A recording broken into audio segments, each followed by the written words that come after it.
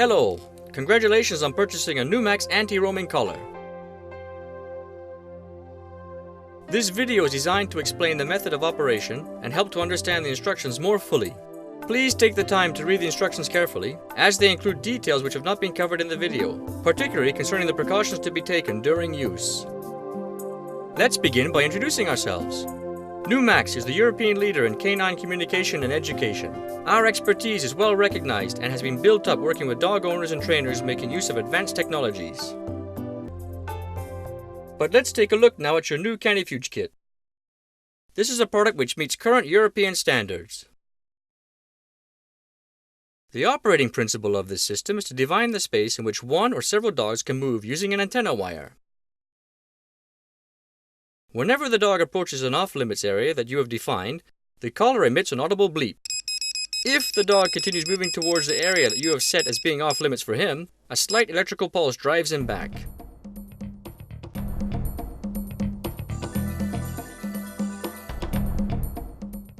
The Canifuge pack contains the transmitter unit with its power pack, a collar with built-in receiver, a reel of antenna wire with a length of 100 meters, a set of markers, operating instructions, a manufacturer's guarantee, and various small accessories such as the test lamp, electrodes, battery, and connectors.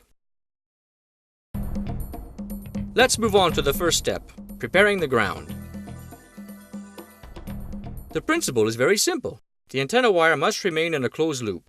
This defines the area or areas to be marked out. The audible bleep and the electrical pulse functions will not work when the wire is twisted. It should be noted that if the outward and return wires are positioned close together, the signal will be very weak. You need to begin by measuring the perimeter of the areas that you wish to mark as being off-limits to your dog. This length will enable you to calculate whether the 100-meter reel is enough or whether you need to order more wire. More wire should be purchased at your local electrical shop. And now, let's move on to the installation of the antenna wire. Start at the spot where the transmitter will be plugged in, and then gradually unwind the reel of antenna wire. If you need to connect two reels, take great care when connecting both wires, using the supplied connectors which must be crimped.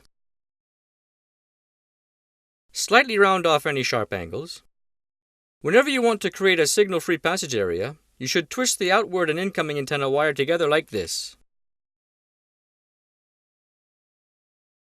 In this way, you can protect your garden, a flower bed, a swimming pool, and much more. Or you can simply protect an entrance or create a boundary. To increase protection for a gateway leading onto a dangerous road, we recommend that you proceed as shown in this diagram, creating a safety zone of at least 2 meters. Begin by carefully marking out the authorized roaming zones using the markers and the antenna wire. After having connected both ends of the wire to the transmitter, the installation of the antenna is now complete. You can now plug in the transmitter to the mains and turn it on.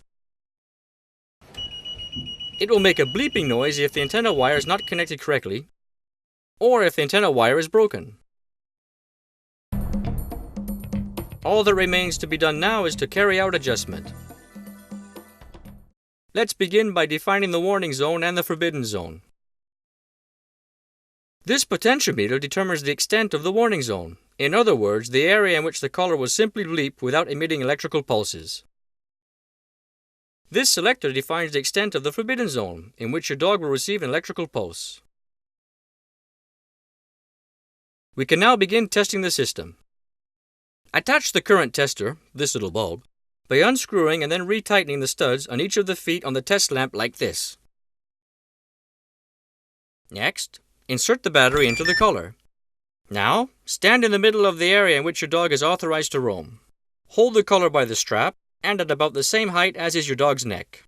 All you need to do now is to walk towards the danger zones and check that the collar bleeps.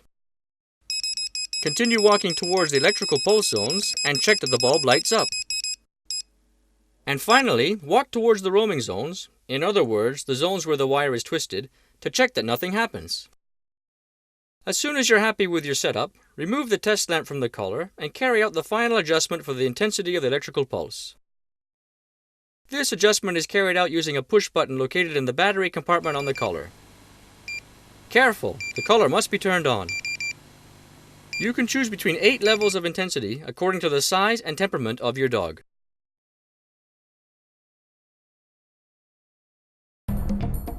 You can now move on to training your dog. The principle here is to carry out short training sessions of approximately 10 minutes each. Training lasts from 2 to 3 weeks. The first step involves showing the dog the antenna wire on the ground without putting the collar on him and showing your disapproval by a firm order, always spoken in the same tone. To begin with, select low intensity levels on the collar, levels 1 or 2 for example.